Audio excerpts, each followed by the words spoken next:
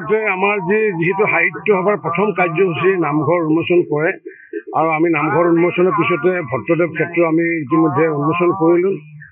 এতিয়া আমাৰ মূল তৰণ আৰু বাকী পৰ্যায়ক্ৰমে বিভিন্ন ধৰণৰ বিজ্ঞান মেলা হওক, গ্ৰন্থমেলা হওক বা প্ৰদৰ্শনী হওক, সকলোবোৰ আমাৰ উদ্বোধনী কাৰ্যসূচী চলি থাকিব প্ৰায় দুপৰীয়ালৈ।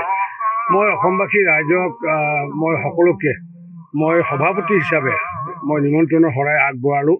আশা ৰাখিছোঁ যে সকলোৱে আহিলে আমি ভালে পাম, কিন্তু বাকী যিসকলে আহিব নোৱাৰে দূৰৰ পৰাই যাতে এটা আশীৰ্বাদ দিয়ে আমাক, কাৰণ অসমীয়া ভাষাই ধ্ৰুপদী ভাষাৰ মৰ্যাদা লাভ কৰাৰ পিছত এইখন প্ৰথমখন অধিৱেশন আৰু এই অধিৱেশনে নিশ্চিত ওপৰত বহু বাৰ্তা লৈ যাব।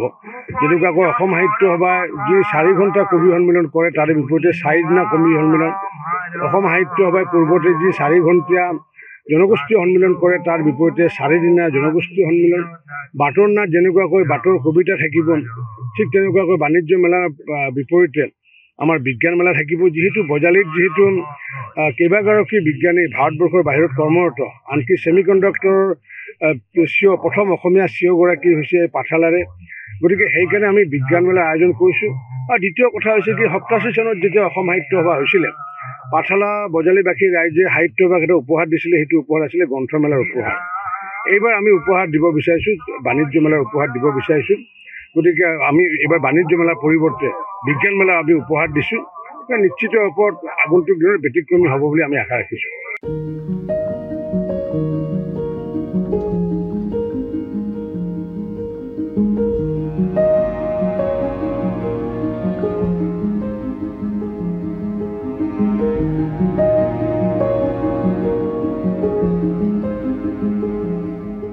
আগতে আমাৰ যিহেতু সাহিত্য সভাৰ প্ৰথম কাৰ্যসূচী নামঘৰ উন্মোচন কৰে আৰু আমি নামঘৰ উন্মোচনৰ পিছতে ভট্টদেৱ ক্ষেত্ৰ আমি ইতিমধ্যে উন্মোচন কৰিলোঁ।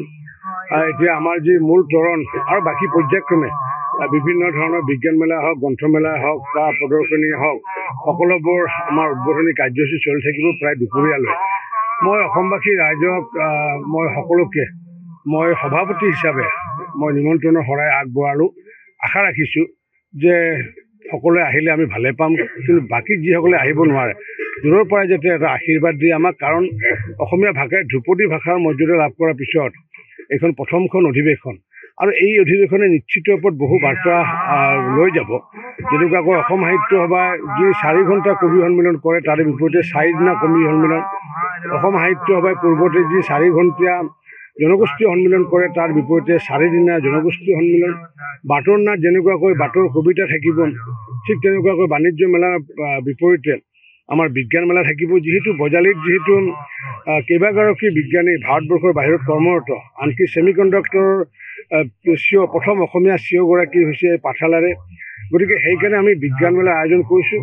আৰু দ্বিতীয় কথা হৈছে কি, 87 চনত যেতিয়া অসম সাহিত্য সভা হৈছিলে, পাঠশালা বজালীবাসী ৰাইজে সাহিত্য সভাক এটা উপহাৰ দিছিলে, সেইটো উপহাৰ আছিলে গ্ৰন্থমেলাৰ উপহাৰ। এইবাৰ আমি উপহাৰ দিব বিচাৰিছোঁ, বাণিজ্য মেলাৰ উপহাৰ দিব বিচাৰিছোঁ।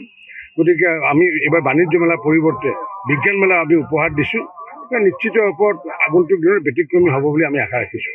যিকোনো খবৰৰ বাবে যোগাযোগ কৰক 7099017330 লগতে 7099017110 নম্বৰত।